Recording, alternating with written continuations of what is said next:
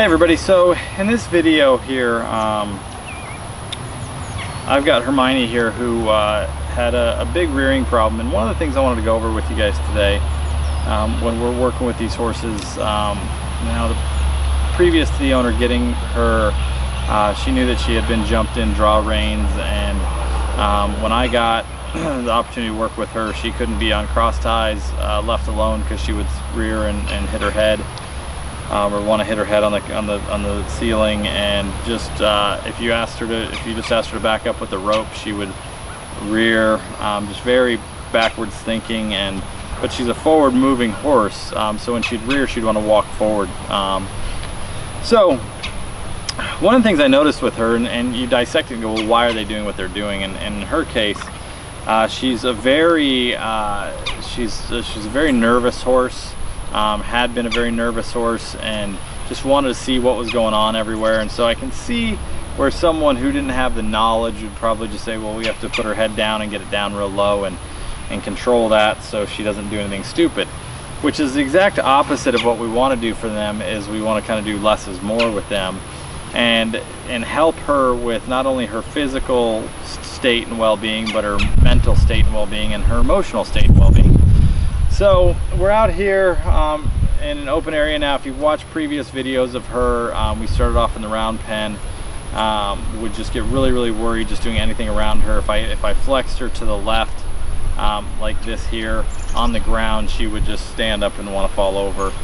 Just not trusting, just so balled up with her emotional state, and spent a lot of her time in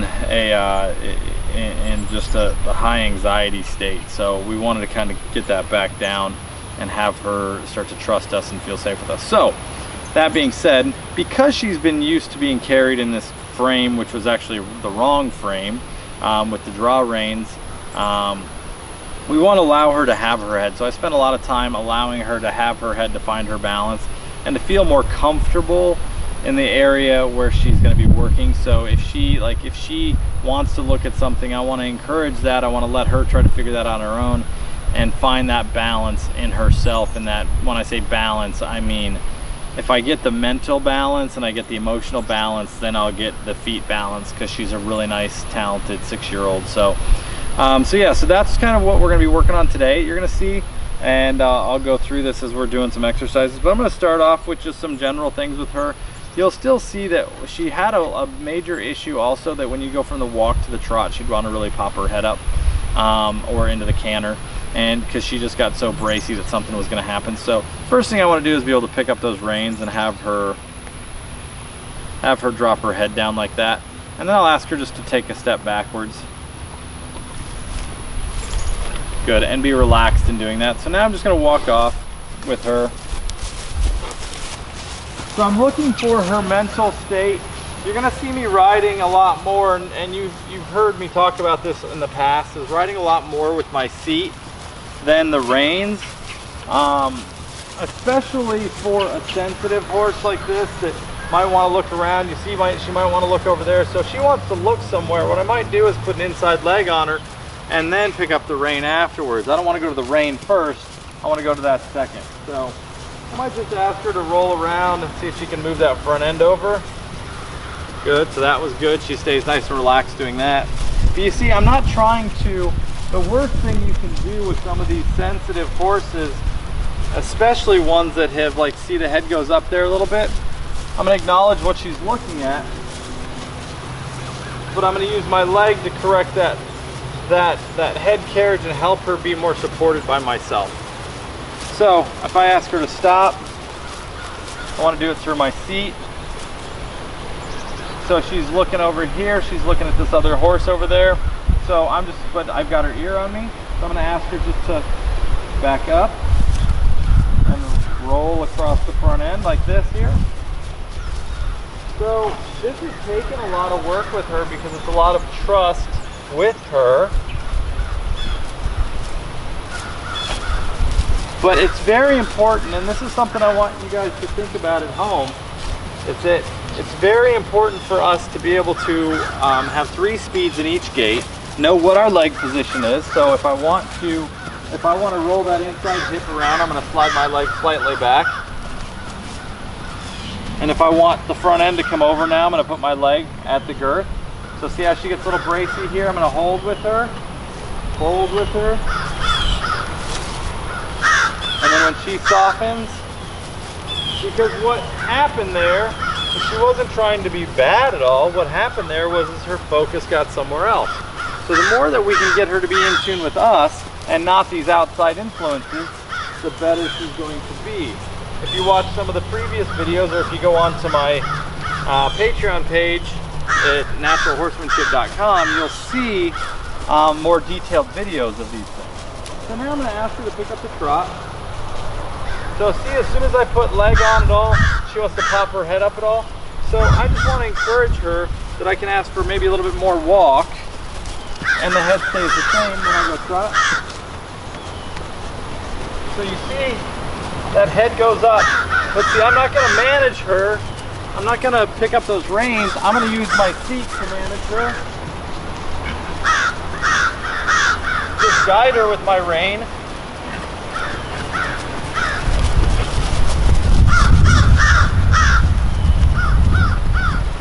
And you'll see the head comes down. So what I'll do with hers, I'll do a lot of transitions. A ton of transitions. So I'll be here after going to the trot. So she's expecting to hit pressure, and that's why she puts her head up.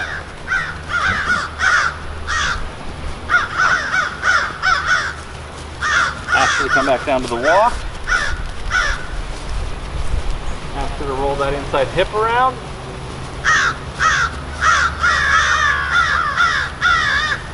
Come to a stop. Ask her to rock back over this way. And now after I come off that, I might say, okay, you're feeling pretty balanced. Let's go back into the trot. So see how much better she was there?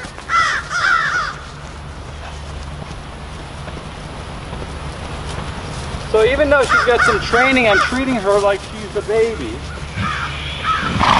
And restarting her, saying, hey, it's okay for you to look around. Ask for her to come back down to the trot or to the walk. Now you see those ears are focused on me, which is what I really like. So now I'm going to ask her to step under with the inside hip here. Good, so she stops. Then I'm going to ask her just to roll across the front end.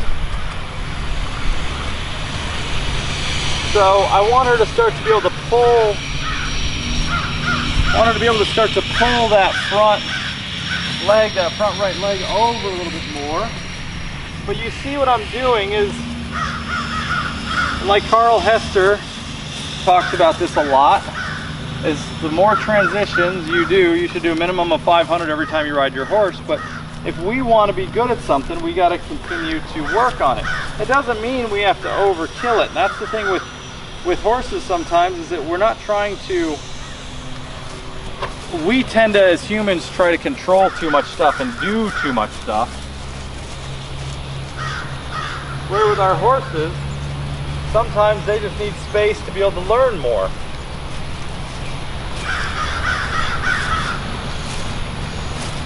So see that head goes up?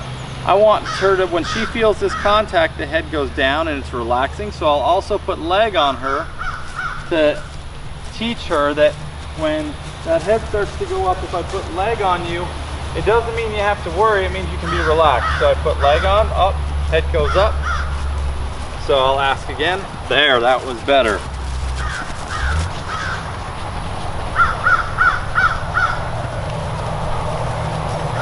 That's what I'm looking for. I'm looking for her to start to stretch down.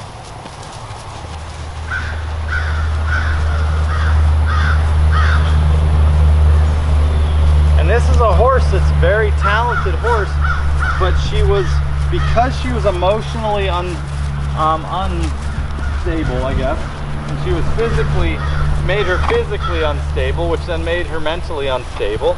And I say unstable in a sense that they're just handling the pressures that were given to her. So we want to make sure that she's first off physically, or first off mentally and emotionally in a good space, in a safe space, and then her body will follow. So I might ask her to pick up the canter now and see how she does with her head at that. So I'm gonna ask her, see the head comes up right there. So I'm gonna bring her back down to a walk. I might go back to the canter. So that was better.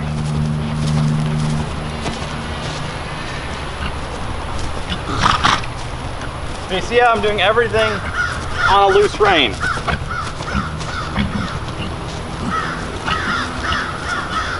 Good girl. And back to a walk. I'm gonna pick up this side here. So she anticipates every time that she goes into a new gait that she's gonna be hitting something on her head. And so I wanna make sure that's not the case. That's why I wanna make sure she's got that freedom. But I also don't want her to be hollow and be inverted and want to run into it. So I might pick up that inside rein a little bit when I ask.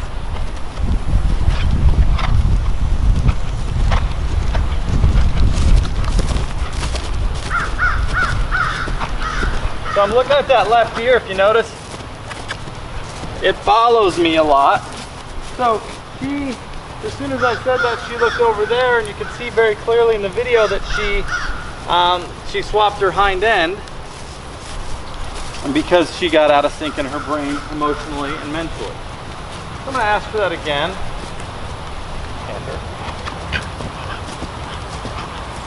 And you can also see one of the things I'm working on with her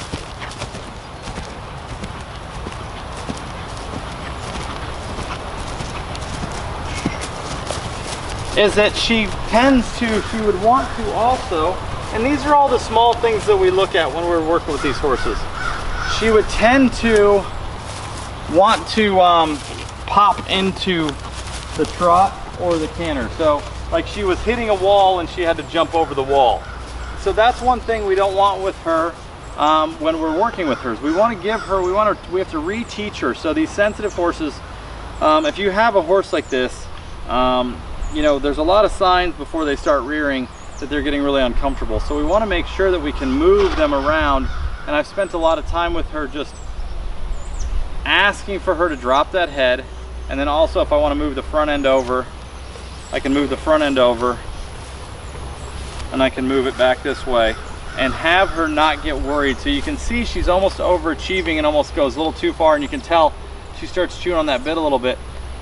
We're working this, this is a work in progress. So I hope that you guys enjoyed this. The big takeaway from today is make sure you're working with a horse, especially if they're a sensitive horse, if they're a nervous horse, is that you got to help them get through that by having a loose rein, but being there if you need to support yourself and to support them, being able to get that hindquarters to move under, get them to be aware of their body. That helps them with their confidence. But the big thing is, I think that once you get them to start to use their body correctly, then you can go to that loose rein and get them to feel good at the trot, the walk, and the canter, and have them be able to figure that out kind of on their own with you as a guide. Because especially a sensitive horse, you can see she's looking, her ears are going everywhere. If I was to take away that for her and put her head down here, she might do it, but it's going to eventually come out and worse and worse down the road, because she's just going to feel like she can't see the world. It's almost like taking you to Disneyland and putting blinders on you and you can't see anything but the pavement in front of you.